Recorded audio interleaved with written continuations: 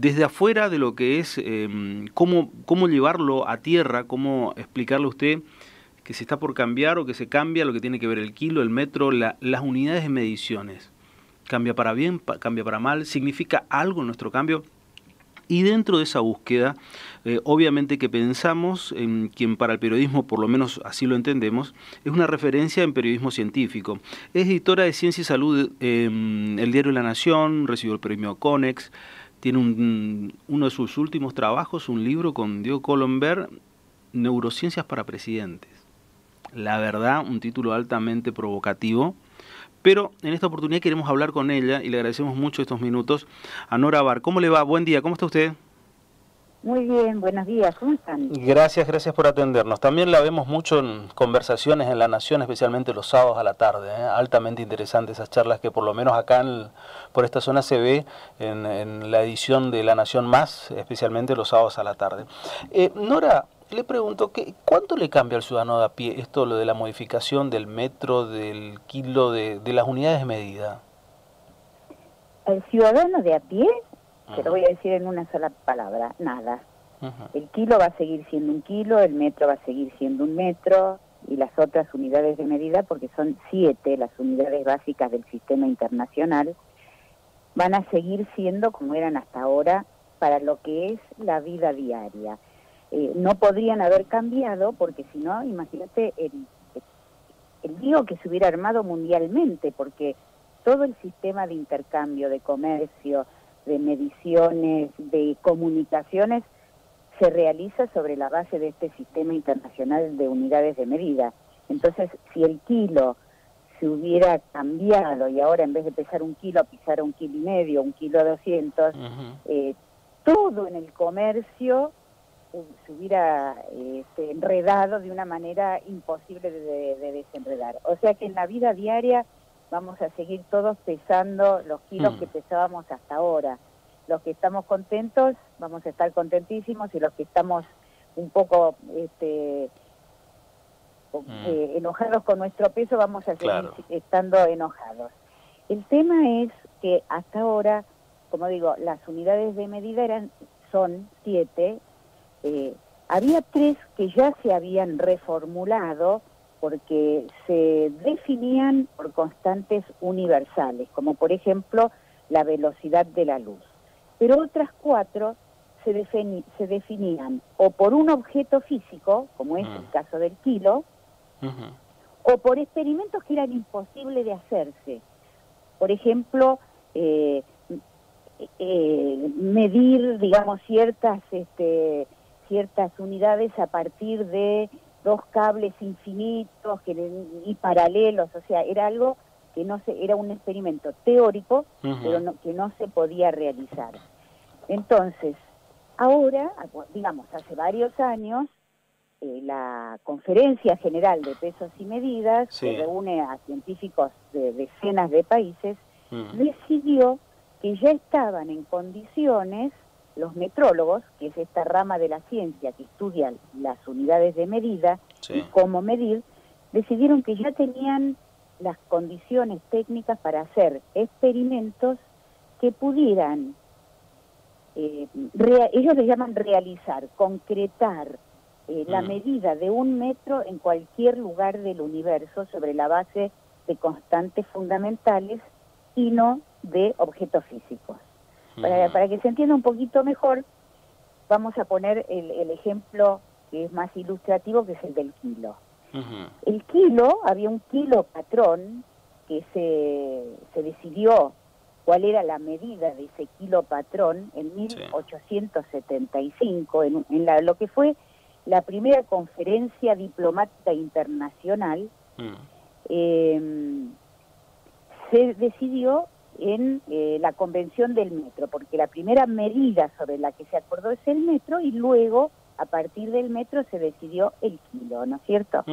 Ahora ese kilo, para saber qué cosa pesa 1 kilo, había un objeto que está todavía guardado en una bóveda subterránea en París, que estaba guardada bajo 3 llaves, que tienen 3 personas distintas, o sea que cada vez que la quieren sacar de esas condiciones especiales de humedad, temperatura, etcétera, tienen que ir esas 3 personas a abrir la bóveda, sacarla, y contra ese kilogramo patrón se calibraban todos los kilogramos secundarios en todo el mundo. Por ejemplo, la Argentina tenía su kilo patrón en el INTI, y si uno quería saber, bueno, esta pesa de 1 kilo, ¿sigue pesando 1 kilo?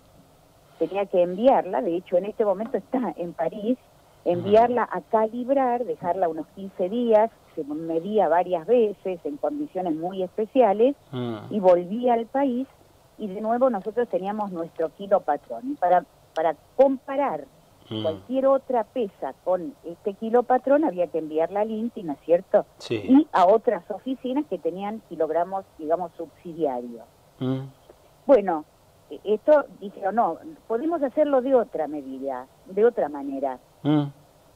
Comparar estas medidas con experimentos, claro que son unos experimentos complejísimos, ¿no? Sí. Pero que hace decenas de años no había las posibilidades de hacerlo. Ahora se vio que se podían hacerlos, y entonces se tomaron 12 años para hacer los experimentos que permitieran definir el kilo, que es la unidad de masa, el amper, que es la unidad de corriente eléctrica, el Kelvin, la unidad de temperatura, y el mol, la unidad de sustancia que usan los químicos. A ver, entonces esto yo tengo que tomarlo como un avance de la ciencia, más que de la ciencia, de la tecnología para medir. Exacto, por un lado, ¿no es cierto? Ahora no va a ser necesario, si uno tiene el instrumental para realizar estos experimentos, claro, no va a ser necesario enviar un objeto físico. Por otro lado, sí, el objeto físico puede cambiar, ¿no es cierto? Incluso se sospecha, aunque es imposible corroborarlo, que ese kilogramo patrón que está en París, que está alojado en París, puede haber cambiado unos 50 microgramos a lo largo de estos más de 100 años, ¿no es cierto? Claro. Pero no se puede comprobar eso. Entonces, a lo largo de cientos o miles de años podría cambiar. ¿Cómo se haría para medir? Entonces, bueno, sí, de esta manera ya hay una forma de realizar el kilo, el Kelvin o el amper por experimentos que siempre darían una medida muy, muy precisa acá, en Marte, en Neptuno o donde sea, porque se toma como base constantes de la física que son válidas, hasta lo que hoy se sabe, en todos los lugares del universo, ¿no es cierto? En cualquier momento y en cualquier lugar. Ahora, además, da una precisión mucho mayor y en cualquier escala, o sea, en las escalas más infinitesimales, claro, y en escalas enormes. Entonces, esto le da a la ciencia, pensemos los GPS, por ejemplo, claro, se miden tiempos que son pequeñísimos, bueno, necesitan también maneras de medirlo de forma muy, muy precisa. Por suerte, el segundo, que es otra de las unidades de medida, ya se había definido hace años sobre la base de la velocidad de la luz, que es una constante universal, ¿no es cierto? Bueno, lo mismo se va a poder hacer con estas nuevas, digamos, redefiniciones de las unidades de medida. Claro, claro. Da mayor precisión a todo. Especialmente en los usos científicos. Como decimos, el kilo va a seguir siendo un kilo. Claro. Es muy atractivo, especialmente para titular notas, claro, estadísticas o dar noticias, es decir, el kilo ya no va a ser un kilo, sí, va a seguir siendo un kilo. Lo que pasa es que se va a definir de otra manera con mucha mejor precisión. Esta evolución vino de la mano exclusivamente de la tecnología, es un poco lo que me dijiste, pero quiero ahondar un poquito más. ¿Esto va llevando a una evolución que puede derivar en dónde? ¿En otra cosa más?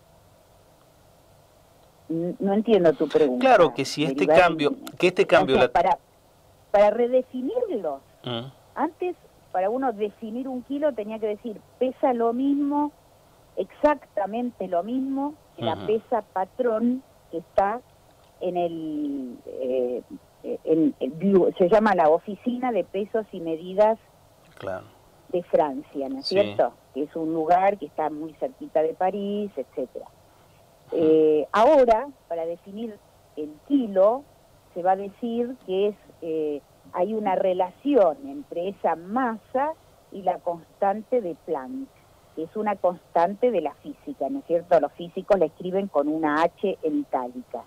El ampere, por ejemplo, se va a definir por la carga eléctrica del electrón. Ahora se puede medir.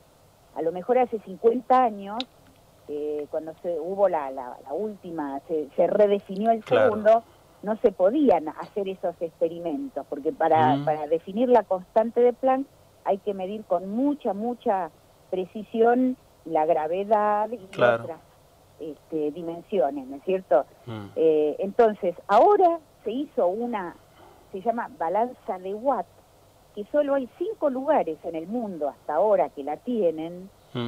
También está alojada en una bóveda subterránea. En uno de los lugares que tienen esta balanza de Watt es en el NIST, el National Institute of Standards and Technology. Yo tuve la suerte de poder visitarlo hace un par de meses. Está en las afueras, a 1 hora de Washington. Sería el INTI de los Estados Unidos, ¿no?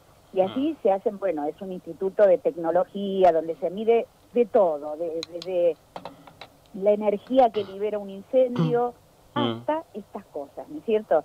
Y allí, donde tenían el kilopatrón, diseñaron y construyeron una balanza de Watt que justamente puede medir esta constante de Planck con una precisión enorme. Pero claro, la tienen que manejar físicos, ¿no es cierto? Hubo que ponerla a punto, tardó 12 años en llegar a esta precisión, porque al principio los resultados que daban los experimentos eran más imprecisos que comparar la pesa que tenía, por ejemplo, el INTI con la pesa, el kilopatrón que había en París. Así que hubo que trabajar mucho, los científicos tuvieron que trabajar mucho hasta que esa balanza de Watt les diera la medida exacta que ellos necesitaban para calcular el kilo, ¿no es cierto? Así que bueno, esto ahora, como decía, se va a aplicar en experimentos, en mediciones científicas. Pensemos lo que es la nanotecnología, por ejemplo, que es una ciencia que trabaja en nanómetros, son miles de millones de millonísimas de metros. Entonces necesitan, bueno, formas de medir que sean muy precisas, que ya no alcanzan objetos físicos para medir eso, ¿no? Precisamente porque lo que entiendo de tu explicación, que me pareció muy preciso, y para las personas que no estamos cercanos a la ciencia en nada, como es mi caso, es que lo que se logró a través de la tecnología y la evolución es mayor precisión. Y la pregunta era precisamente, después de esto, ¿qué? ¿O hacia dónde va todo esto? ¿O si crees que vemos otro futuro con mayores precisiones en cosas que por ahí son un poco indefinidas todavía? Claro, después de ahí uno piensa que ya con esto, no sé, habría que preguntarle a los metrólogos. No te puedo contestar con una precisión total, ¿no? Con una seguridad total. Da la impresión que después de esta redefinición ya no hay otra redefinición, porque ya está definido sobre la base de, como decimos, de constantes que van a ser iguales ahora, dentro de 1000 años o de 1.000.000 de años. Y se van a aplicar, como decíamos, en los experimentos científicos, ¿no es cierto? A la ciencia sí le hace una diferencia. Claro. A la vida diaria, cuando uno vaya a la verdulería y pida 1 kilo de manzanas, van a seguir pesando con las mismas balanzas que hasta ahora. Claro. Y nos van a dar la misma cantidad de manzanas que nos estaban dando hasta ahora. Allí no hay una diferencia. Pensemos que, por ejemplo, la soja que se vende, que la Argentina exporta, se vende, y para eso uno escucha, por ejemplo, este año vendimos tantas millones de toneladas de soja, ¿no es cierto? Eso se pesa con pesas de 1000 kilos, o sea, de 1 tonelada. Y esas pesas pueden tener un error o una imprecisión de 1 sobre 1000, o sea, pueden tener un error de 1 kilo, ¿no? Allí no va a haber una diferencia, porque se van a seguir pesando igual, no claro. es que esta nueva redefinición va a ser una diferencia. Hace una diferencia en escalas infinitesimales o en escalas enormes, ¿no es cierto? Para la vida de todos los días, para nuestras medidas, no vamos a ver la diferencia, pero sí es una diferencia importante para el mundo científico. Sí, me parece más que interesante y la verdad vamos a seguir leyéndote y mirándote especialmente en conversaciones los sábados a la tarde. Nora, un beso grande y muchas gracias por atendernos y estos minutos que nos ha servido y mucho para entender esto que para nosotros es muy lejano, pero en tu explicación se lo hace mucho más cercano. Gracias.